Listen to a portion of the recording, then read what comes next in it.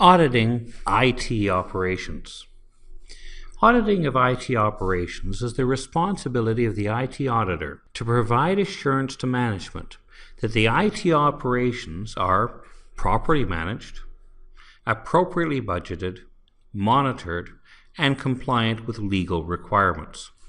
In all of this, the auditor provides a valuable service to management, so they are able to provide an objective and skilled review of the way then the IT operations area is being then operated and managed. We want to provide assurance to management that IT operations has then the correct level of trained staff, that the staff is resourced correctly in the way of scheduling, that there is the appropriate budget put into training operations, and of course that there is monitoring and reporting on how the actual IT operations area is actually doing.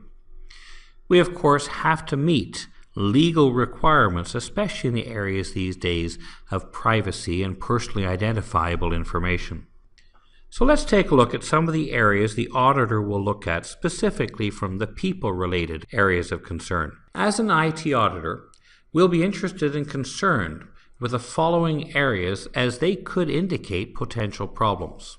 Say, for example, dissatisfied users.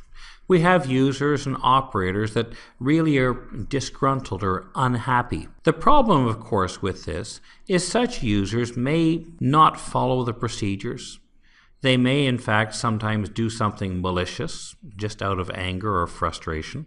And we can say that a dissatisfied user is someone who in many cases is a much higher risk, perhaps of being tempted to leak information or in some cases point out a flaw within the organization. We need to measure morale. Obviously, if the morale is poor, it could well be that the IT staff themselves are not going to be then following separation of duties. They're not going to follow then policies, and that they may then not manage and care for our systems and data the way they should.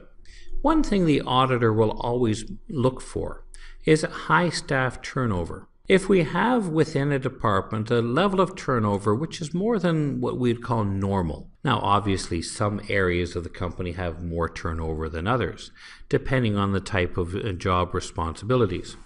However, if we notice under one manager, for example, the turnover is significantly higher than in other areas, that could very much be an indication of a problem with the management, that maybe the staff is just unhappy, dissatisfied, and the problem that comes then, of course, is that they would rather just leave rather than, of course, work through it. So this is something we should always watch for. That is a red flag as an auditor that maybe we need to look into, in some cases, poor treatment of the staff by the manager, unfair or inequitable treatment, a lack of support for the staff by the manager, and these, of course, could lead to those other problems of dissatisfaction and bad morale as well. In some cases, if the staff doesn't like the manager, they could do things, in some cases, intentionally just to make the manager look bad. We also have to look for cases where an organization has not then invested in the proper training for their staff. We spend a lot of money on tools and technologies, but those tools and technologies in the end are only as good as then the competence of our staff that is managing those tools and technologies.